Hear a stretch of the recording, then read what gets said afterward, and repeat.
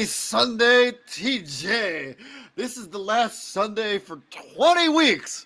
There will not be the National Football League on our television when we are on Sunday nights, man. So I'm excited. And we are on the final team when it comes to our season preview series. We have previewed the teams after today, I guess. We have previewed every single team in the NFL, all 32. So if you missed your team, we've done it. It's all back in the Prime Sports world. Facebook, YouTube, Twitter. We're also on the Twitch. So if you want to go back and check out any of our content, we've covered every single team. So I didn't know if we were going to make it, TJ. I thought we're running low on time. I was like, man, I don't know if we're going to make it before the season starts. We're gonna have to do one after the season starts. But we made it. We always make it. So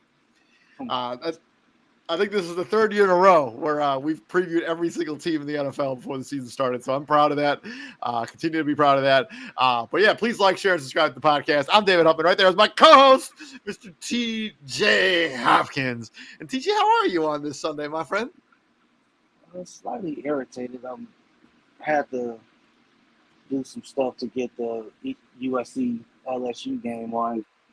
TV networks are just like you could be watching something, and then because of contract negotiations, they just pull it off. Like, we're no longer offering this channel. Like, what do you mean? Or just watch like ESPN and Disney and DirecTV. Get your shit together. Like, you hear that? You hear that? Get your shit together. But yeah, let's talk about the Kansas City Chiefs. They're going for the record three-peat. No team in the history of the NFL has ever three-peated. But let's talk about this wide receiving core. How concerned are you going into the season about this wide receiving core? We don't know what the status of Rashee Rice is going to be at this point. It sounds like his next court appearance isn't until November. So I imagine the league won't make a ruling until that goes through the court process. Marquise Brown is already going to miss week 1. He got an injury that usually takes team players out for 4 to 6 weeks, but he is progressing. So it's possible he can come back in week number 2. Xavier Worthy is a rookie. Justin Watson's been there for a little bit, but he's not really a needle mover. Juju Smith-Schuster they just brought in this week. Sky Moore, who Izzy was very high on, has really not developed into nothing more than a change of pace wide receiver. Ilka Hardman's still on this roster. How concerned are you about this wide receiving core for Kansas City going into this season? Let them tell it they're not concerned at all, because it's basically the same thing they had last year, and look what happened. But at some point, your luck runs out. You led the league in drops last year. Even someone as sure-handed as Travis Kelce was dropping passes. And that's we were looking at it like, wait, hold on, what? Like, he makes that catch and sleep. Like, it's routine. But obviously, we saw what happened. They won, so on and so forth. But eventually, like I said, your luck runs out. And maybe this is that year. I don't know. You can't go into this. You can't go into the season thinking, "Oh, we had the same issues last year. We'll be fine." Like, that's how you run into the brick wall, thinking shit's sweet. Yeah, I think, and also, the Travis Kelce is being the saving grace. I mean, he's getting up there in age. I mean, he's a little bit older this year. I mean, he was showing a little bit of sign of age in the regular season last year, a little bit. If I was a Kansas City Chiefs fan, which I'm obviously not, I would be pretty concerned. I mean, Rashee Rice, I expect him to take another step forward. I mean, I'm not really sure what the case is, like how that's going to hang over his head. I'm not sure. Did he play in the preseason? I don't really remember what his preseason number. Really see too much. I know they didn't play. I mean, he had 4 catches for 35 yards. I know they didn't play their starters a lot in preseason, so it's really hard to really gauge how that stuff is affecting him. But when we talk about this wide receiver, I mean, I think this is going to be a Chiefs team that, like what we saw a lot last season. I mean, this is going to be a team that runs the football a lot this year. I mean, I say they have a decent offensive line, especially in the middle, like in the Joe Tooney, Creed Humphrey, Trey Smith. Those guys are pretty good interior offensive linemen. Isaiah Pacheco should be a high usage running back. Carson Steele was really good in the preseason. I'll be interested to see what his usage is in the regular season. I mean, I don't know. I think Xavier Worthy's a guy who can take the top off. I'm not really sure what else you're going to really do with him, given him his frame. I also think that they're going to have the same. See, I hate to be I hate to be that one, but it's someone has to say it. It's being talked about. You had drops. You had your two main issues last season were drops and penalties, right? Drops and penalties. One of those things, well, truth be told, both of them can be corrected, but only one of them I feel can be corrected enough, and that's drops. All you gotta do is catch the goddamn ball. And Kadarius Toney's out the door, so we won't have to worry about him dropping anything anymore, So or my, being randomly offsides. like the issue that you have is, and Chiefs fans can say cry about it all you want, like keep crying. No, when there's video evidence of your offensive line literally holding other players and it not being called, that's what keeps the NFL is rigged shit alive.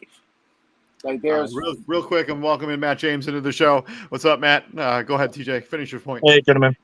what's up, Matt? Like there's irrefutable video evidence of chief offensive linemen holding defenders and it just blatantly not being called.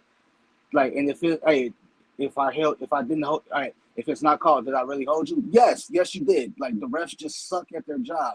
Your two offensive tackles were two of the most penalized guys in the entire league, and for the entire season.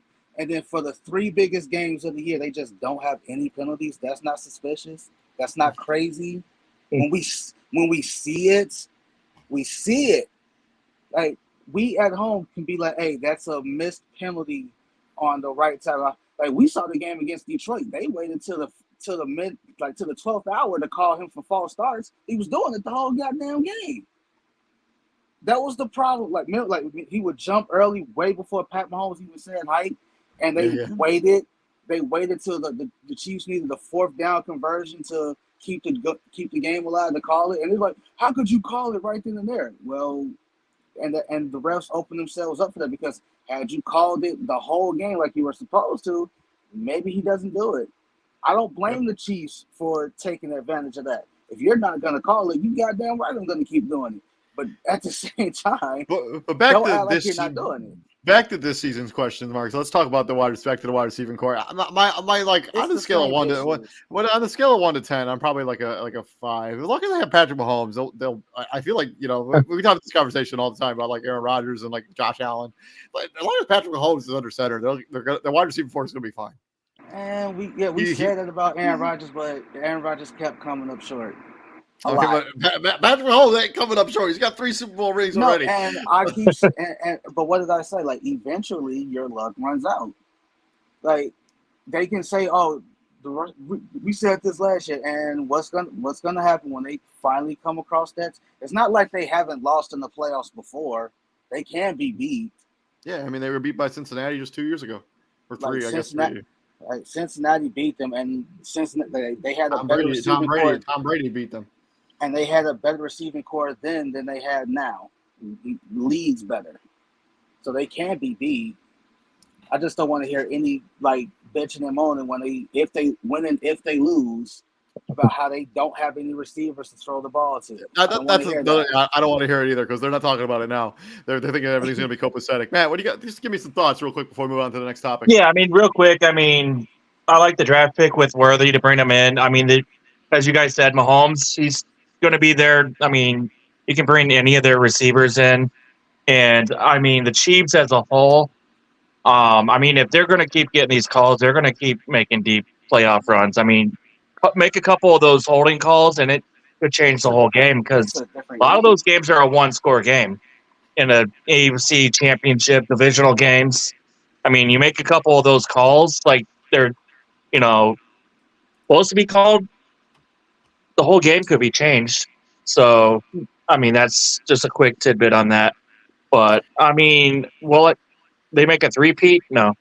Well, hold on. Moving on from there, let's talk about this defense. Defense ranked in the top 2 when it comes to yards allowed last season. The defense was extremely good last year. I think they may have been number 1 in points per game, or number 2 in points per game, just behind the Baltimore Ravens. Kind of carried this offense a little bit last season, as the offense kind of like slacked up a little bit. They were Eighth in terms of yards per game, points per game. They were all the way down in the middle of the pack when it comes to yards, points per game at 21.8. This defense really kind of carried Kansas City last season. Do we expect more of the same this season as last season when it comes to the defense of the Kansas City Chiefs and compared to the offense? For years, I mean, it was like this offense is so high powered that the defense kind of took a backseat. Now it feels like the defense is the dominant part of this roster as opposed to the offense. Maybe I don't think so because like the same thing. Some of their guys on defense are older too, and we saw what happened that Week 1 game against Detroit. No Chris Jones, and the GM's like, okay, Chris, you win. We're gonna give you what you're asking for, and yeah, we're gonna get you because we saw what happened when they didn't have Chris Jones.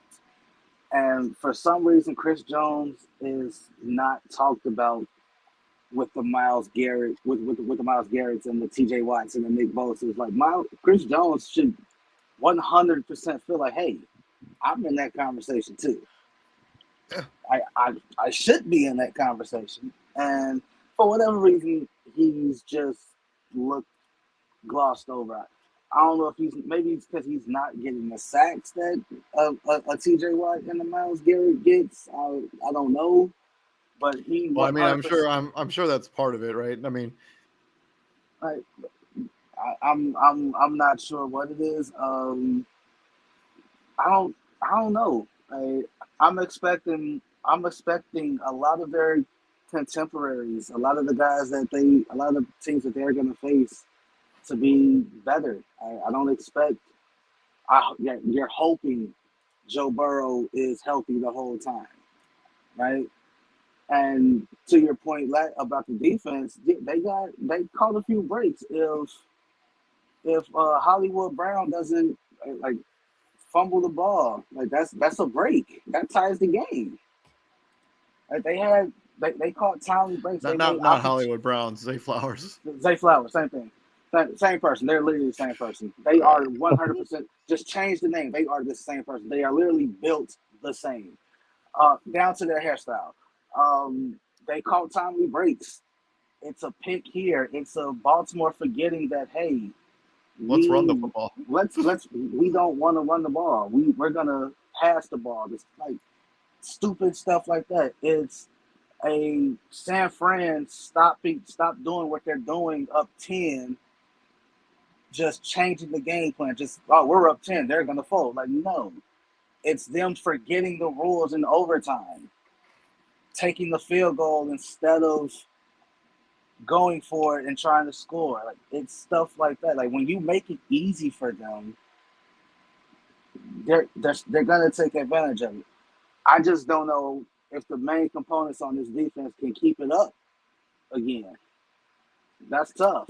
That's a tough ask. And that's, I mean, we're going to talk about when it comes to the roster shakeup, but Ladarius Sneed was a good player. Like, I don't really understand why they didn't just pay him. George Karlaftis now is going to have to take a major step forward. He was pretty good down the stretch last season. Drew Tranquil had a kind of like an outlier season for him.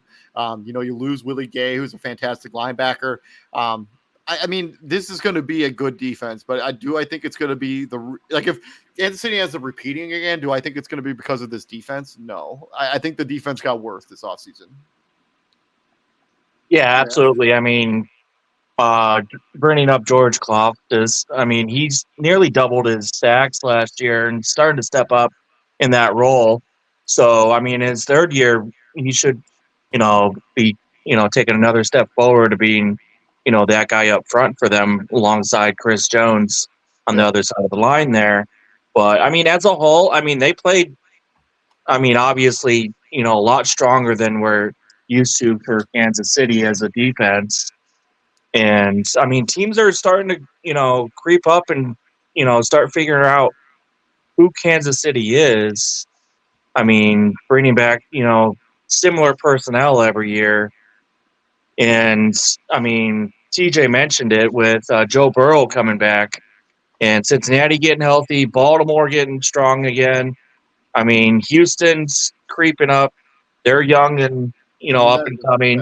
I mean, there's some teams in there that can take Kansas City out in that one-game playoff.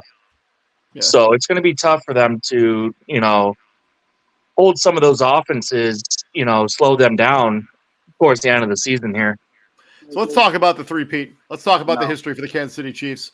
Will they be the first team to ever hoist the Vince Lombardi Trophy 3 times in a row? No. Yes or no? No. Yeah, I already So said this is no. like this is No. one of those conversations. Like you take the Chiefs or the field. Too many things has to go right for them in order to do this. Like for it to happen, what happened last year legit has to happen again. Burrow has to be beat up and gone. Chase has to be gone. Teams have to forget their identity. Who like Trevor Lawrence has to play with a banged up knee and shoulder because the Jacksonville Jaguars are dumb and like, hey, we need you out there. We're like, just do Just dumb continue stuff. rolling. Right? Just continue to put yourself in harm's risk. The Colts have to fall apart and lose their game. The Browns have to trot out 50-year-old Joe Flacco and just be happy to be in the party. Um, who am I You can forgetting? play Miami in the freezing cold. Thank you. Play Miami in 50 below weather and hope for the best and just go for Buffalo's kicker has to miss a kick and one of the receivers has to drop a pass that he makes in his sleep as well. Like in order for the three-peat to happen, a lot has to go right. A lot has to go right for them. I'm gonna be I think the Kansas City Chiefs can repeat. I think there's a real. I mean, obviously, you guys aren't saying they can't repeat, but I'm more leaning toward as long as they have Patrick Mahomes, man. I just No, think we're not saying that. We're not saying they can't. We're saying they won't. I think that they will repeat. When we get to the prediction show tomorrow, I'm probably not going to predict them to win the Super Bowl, but Then why are you saying it right I'm now? going to say that on this show right now. Kansas City, I think they will repeat. I think they have a real opportunity. I mean, they got Patrick Mahomes. I still really believe in this defense. I know there's concerns about the tackle positions on both sides, really, with Juwan Taylor not being all that good and Donovan Smith is out the door. But so they're gonna have to figure that situation out. But I mean, they're gonna run the football. This is gonna be like a ball control football team, which is weird to talk about for a Kansas City Chief team. They're gonna win the Super Bowl. No, they're not. And they're gonna three-peat. They're not, but that's good. I just because when you talk about like the field, like Buffalo, a lot of turnover there in Buffalo, like a lot like Baltimore. I mean, there's like a lot of question marks about, and not so much about the Ravens could easily win the Super Bowl. Actually, they're pretty talented. I say They don't have a lot of question marks. They didn't lose anything. They added to their. Well, I mean, they did lose Geno Stone, who was a starting safety. They did lose Patrick Queen, was a starting linebacker. They did lose Clowney. They had Clowney, right? Yeah. So, I mean, those are three. Geno Stone led the league in picks last year. But I think Kansas City can repeat. I kind of want to see history. Yeah. I'm a sort of a White Sox fan. I'm watching them break some history. I want to see some good history. Yeah. Moving on, let's talk about the draft class. They took Xavier Worthy, the fast, broke CJ2K's 40-time record. I don't know if he even had. I don't think CJ2K had the record anymore. But Xavier Worthy, Texas, wide receiver out of Texas. They took a tackle out of BYU. He's projected, I think, to start for them this season. So that's a draft the guy, start him immediately. Yeah, he's projected to be the starting left tackle on the other side of Juwan Taylor, right tackle. They took a tight end out of TCU because I guess Travis Kelce's not going to play forever. They took a safety out of Washington State. They took a center out of Penn State. They took another corner out of Tennessee because they need to replace Ladarius Sneed. And then they took a guard out of Holy Cross, CJ Hansen. Thoughts on their draft? Obviously, it's all going to be kind of talked about with Xavier Worthy. They traded up to get him. He obviously broke the 40-time record, 4.21 in the 40. I don't know. Was it CJ2K? Did CJ2K still have that record? Don Ross. Thank you, TJ. You're always here to keep me on the straight and narrow. It's I don't know why Buffalo catches hell for trading that pick to the Chiefs when they literally just got over. They got the receivers they wanted. It's like you traded that pick and they used. I'm like, bro, calm I down. mean, Buffalo had a billion holes to fill. They weren't going to fill it with one first round pick. With one They, first round pick, they needed to trade back and get a get draft assets and future draft assets in order to continue building this roster. Because I don't know if you know this or not, anything about Buffalo, but that roster is getting expensive. it's like, why would you do that? Why would you help a team? It's like, bruh, shut up. They Yeah. got the receiver that they wanted, and Kansas City got the receiver that they wanted. It's really that simple. It's that there's no hang up about it. There should be But no. Xavier Worthy gives them a guy that they have not really had since Tyreek Hill. It's this guy that's got this crazy explosion, this crazy change of speed. He's fastest guy in combine history. Like, depending on how he develops and how they use him, I mean, he's only 172 pounds, so like he's gonna have to bulk up. So it'll be interesting to see, like, because he wasn't that dominant in Texas. I mean, he was okay, but Everybody fast till you get hit. yeah. Like we ain't. Come on now. Like that's cute, Like he brings a dynamic they haven't had since Tyreek Hill, and I I thought mean, y'all but said the difference no, is wait, Tyreek Hill was like built like a brick shit house, like for real. Like he's but built. at the same but at the same time, I hear it from the media all the time. Y'all tell us they didn't need it turns out they didn't need Tyreek Hill. So why would you go get a player that has Tyreek Hill's skill set or some, like built after him kind of? You haven't had a guy on this with this speed since Tyreek Hill, but you spent the last 2 seasons telling us you didn't need Tyreek Hill. So I'm confused. Yeah. Like what is it? Like which is it? Do you need him with Well, like? I think they need what he does. I don't think they necessarily need him to be that guy. But I think the offensive tackle on a BYU.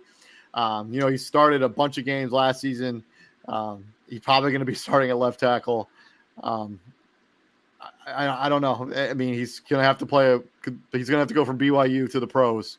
That could be quite the jump. Well, Matt? BYU is sneaky. BYU is always sneaky.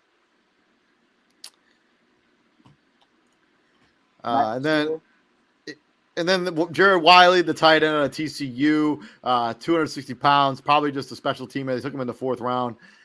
We'll see, because they got Travis Kelce, Noah Gray, and they brought in Irv Smith Jr. So it'll be interesting to see how much he actually plays out of TCU. Is Matt still there? I don't know. I think he's good. I think what teams like these, like with the Chiefs, like we'll get into that free agency, like draft picks and free agents, when they go to championship teams, and Michael Jordan talked about this in The Last Dance, the guys that you bring in tend to speak on like the we factor, like, oh, we did this, we did that. And it's the guys that's been there like, no, you ain't did nothing. You ain't did a thing. So it's real easy when you're an Irv Smith Jr. or one of these draft picks to walk out with your chest out because you play for the Chiefs. Like, oh yeah, I'm with the Chiefs. Like, no, keep in the back of your mind, you may play for the Chiefs, but you ain't contributed to absolutely nothing. You've done nothing. Yep. Like, to the safety out of Washington State. You bring him in. They needed some depth. So Justin Reed, Brandon Cook. There we go. He's capable of playing a variety of roles. Let's see how Matt. Yeah, I'm here. You right there? Oh, okay. Yeah. Yeah, we lost for a minute. For Hunter Nerzad, Nerzad, I think that's how you pronounce it. The offensive lineman out of Penn State. He can play center, guard, and tackle. So he gives you versatility all over your offensive line, and they're probably going to need it this season. Outside of Creed Humphrey and Trey Smith, we'll see what happens with the rest of their offensive line. The corner out of Tennessee, 6'1", 200 pounds. He has the size they kind of like out of corners. He's going to be the guy who's probably going to have to try to replace L'Jarius Sneed. Not necessarily, but he's going to have to play a little bit. And then C.J. Hansen, they lost Nick Algoretti in free agency. Who was their starting guard. He is going to have to be – we'll see how much he actually plays or he even makes the roster.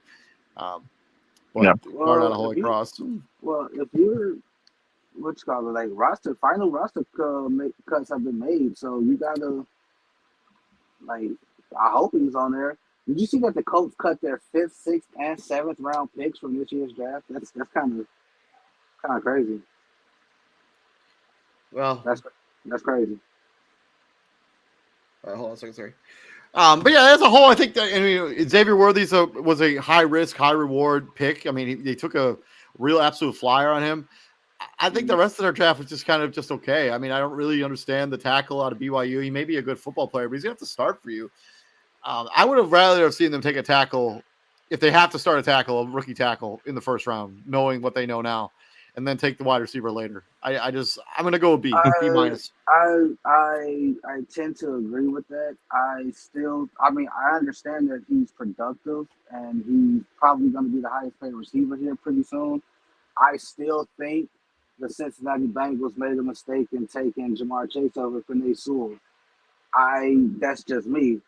The quarterback's only as good as the guys up front, and so on and so forth. Yep. Knowing, like as you said, knowing what you know now.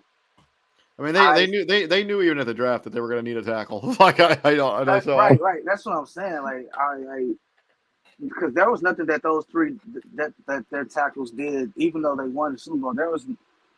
I'm not basing them. I'm not those 3 games are not what they are. They're outliers. They're outliers. Right. Jawad Taylor is like the most penalized tackle in the NFL for the last like 5 years. All of a sudden he gets to the playoffs. He's squeaky fucking clean. See, suspicious. Donovan Smith was brutal in Tampa Bay, trying to guard Tom Brady's blind spot 2 years ago, or last year actually, before he retired. And now all of a sudden he could just play. It's just So yeah, I think Matt's having some technical difficulties. I think that like you said, knowing what they know now, if they could go back and redo that, they probably would, because it was a deep receiver class. I think they could have found a receiver, like you said, in the 2nd round. Yeah, I agree. Let's swing in from their draft. Let's talk about free agency. Obviously, they brought in Juju Smith-Schuster like last week or the week before, or it might even been this week. They brought in Hollywood Marquise Brown. They brought in Mike Edwards to be one of their safeties, depth there. Big time departures, though. Ladarius Sneed, obviously, they traded into Tennessee after they didn't want to pay him, which I still don't really get. You draft this guy in the 5th or 6th round, and he surpasses your loftiest expectations. He becomes one of the top corners in the NFL. You don't want to pay him. Willie Gay Jr., linebacker. Donovan Smith still is a free agent, so technically I guess he could come back.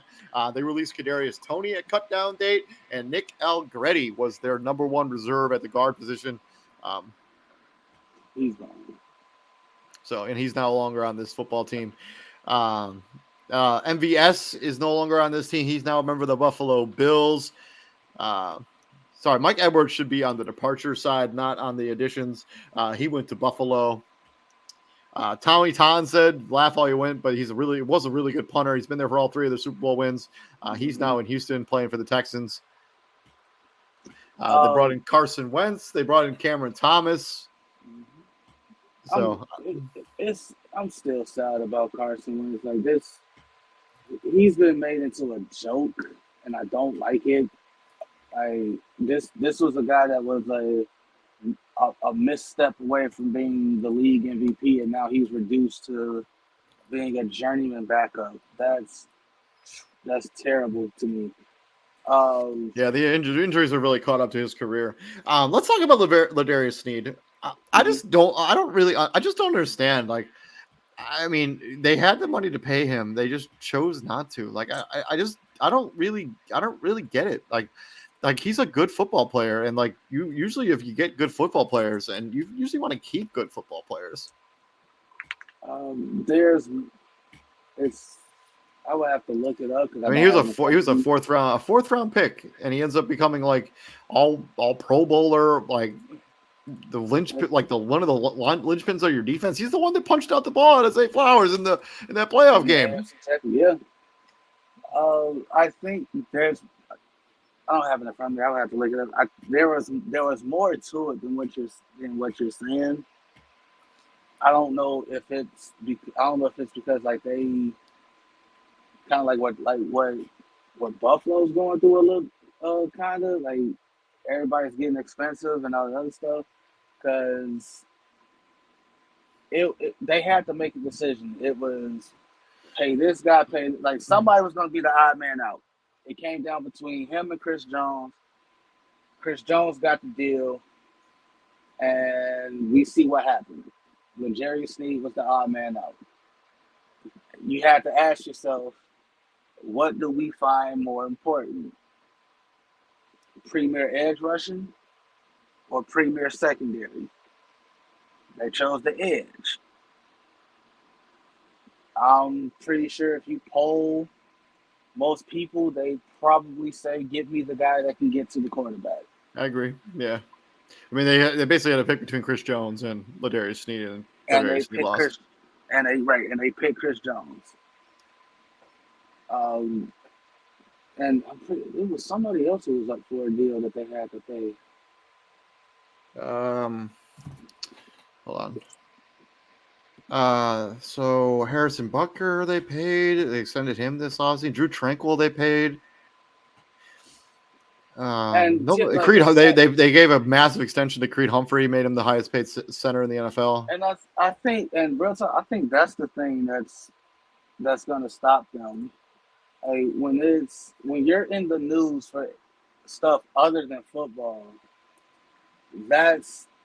that'll bring down any dynasty. Like when Harrison Butker goes to a college and he says what he says, and your teammates are put in that awkward position of having to kind of show some kind of solidarity with you. That's awkward. When Rashee Rice and literally like the receiving core that you're banking on is constantly in trouble with the law. Yeah, that's tough. Like when it comes out that your star quarterback, the face of the league, when it comes out that his wife is liking and retweeting tweets about Donald Trump, that's the last thing you need right now. Like we saw it last year with his brother, and then it went from his brother to his dad. Now his wife is like I don't like if you're the Kansas City Chiefs, the last thing you need is extenuating circumstances that brings attention to you that's not based on football. 100%. But when it comes to roster, I mean, this is kind of what happens, right? Like you have successful seasons, you lose guys, you can't afford them. This is kind of the way it goes. I like the addition of Marquise Brown. I think he's going to be a good receiver when he finally gets on the field. I kind of also like Juju Smith-Schuster. I know you won a Super Bowl with them the first time around. That's the one that doesn't make sense to me. It's like you so you had them, won the Super Bowl, you let them go. And then they couldn't afford it. He's on like the veteran minimum on for the kids against the City. They couldn't afford what they were paying him in New England. So no. Anyways, moving on from roster shakeup, let's talk about the schedule. Let's go floor first, TJ. What's the floor for the Kansas City Chiefs for this season? All right, so out the gate, AFC Championship rematch. Baltimore shows off there. New to them, but old to y'all, shiny new toy. And Derrick Henry, crown them. And so like they it's like the league is like trying to send a message out the gate that this three-peat is not happening, bro. You get the Ravens, the Bengals, the Falcons, the Chargers in the first month of the season, bro. Like that's tough. You gotta go to Atlanta. And it's to Atlanta. You got to go to Atlanta. If the Chiefs are in Atlanta, if they get the opportunity to go to a Nancy's Pizza out there in Atlanta, you should go to Nancy's Pizza because Nancy's Pizza's pretty fire. Bro, football players don't eat pizza. Whatever, man. No, but if you're a fan, like in general, if you're a Kansas City Chiefs fan, you're in Atlanta for that game. Go to Nancy's Pizza. Go get yourself some Nancy's. Offensive lineman eat pizza. Hey, real quick, just the off topic. I'm like when Matt Forte was on the Bears, he called in. He was a guest on Mike and Mike. He was like, they asked him what it like about Chicago style pizza, like what's his favorite kind of pizza. He was like, I don't know, man. I haven't had pizza in like 5 years. I'm like, oh my god, I would lose it. I'm having. I made this podcast earlier so I could go get a pizza after this is over. Like, I'm like, oh my god, bro. But Because I have not eaten. I have not eaten yet today. I'm starving. I mean, like the first 4 games, if you can somehow. Oh, come on. They got the Ravens at home. They got Cincinnati at home. They're winning both of those games. No. But if this is I guess if this is the floor, so they're losing those two. I feel like they beat Atlanta. I mean, I don't really go to Atlanta. They beat the Chargers. They beat the Saints. They're not that good. They go to San Fran and lose. They go to Buffalo and lose. They go to Cleveland and lose. And then they lose that game at Houston, even in Arrowhead. That's 7 games I think they can legitimately lose, and that's the floor. 10-7 is the floor. Yeah. Oh, all right. So I think, floor ceiling, I kind of still have the same outcome for the first 4 games. I think they 2-2 after their first 4 games. I think they. I think they beat the Ravens in opening night. I think they lose. I think they lose to the Ravens. They beat Cincinnati. They lose to the Falcons and they beat the Chargers. Is this for the floor? No, I'm saying like for the floor and ceiling, like that they going 2-2 in the first. I just don't think there's a scenario where they lose to Atlanta. Like even the ceiling floor, best worst case scenario. I just even with Nancy's Pizza being involved. No. You spent most of the time raving about Atlanta's offseason and their offense. I know. So, yeah, I know. And we literally just Kansas City. We literally just highlighted issues with their defense and them losing one of the top corners in all of football. And it's wide receiver galore in Atlanta with a quarterback, mind you, who can get those guys the ball. They can hold. I still don't think they can beat Kansas City. I just don't think they can beat Kansas City. I'm sticking by that.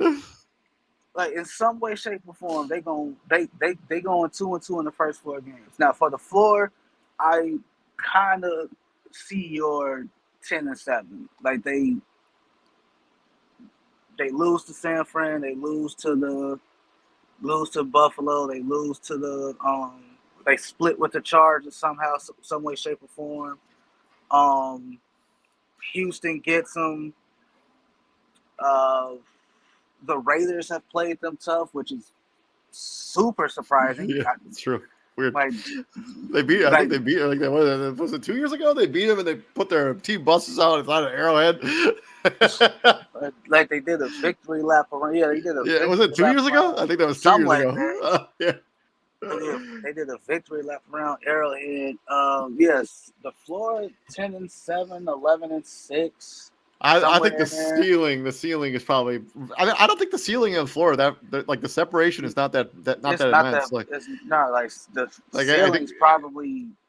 Like I think they 4. Yeah, I agree with you on that. I think they probably beat one of the either Baltimore or Cincinnati in the first couple of weeks. I think they beat Houston, and I think they beat Buffalo. Like I still think they lose one of those 2 games at the beginning of the season. I'll give you Atlanta, and then I think they lose to the 49ers, but I think they cruise to the rest of their schedule. I think I don't know. I think that Browns game might be tough too. I mean that's the kicker right there. Like that's the one. Because real talk is kind of it's not the same. It's shit, who's quarterbacking for the Browns by that point? Who knows?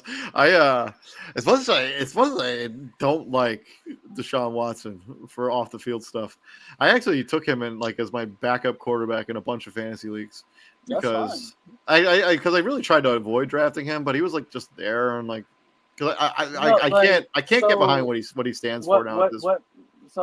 What we have to do is. And I understand it's hard for people to do, is you have to separate the athlete and the person.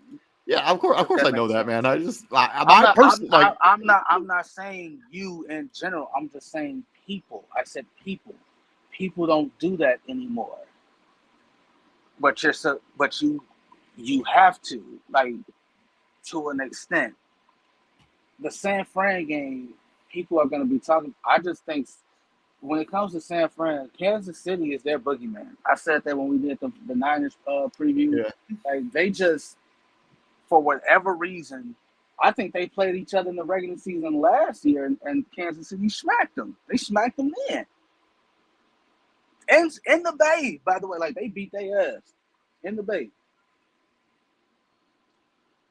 And I just, if you're San Fran, you kind of, I don't know what beating Kansas City in the regular season means for you. I don't know what it does for you, because while it's not while it's not meaningless, it does stand for something. But it's not, you're not beating them when you want to beat them.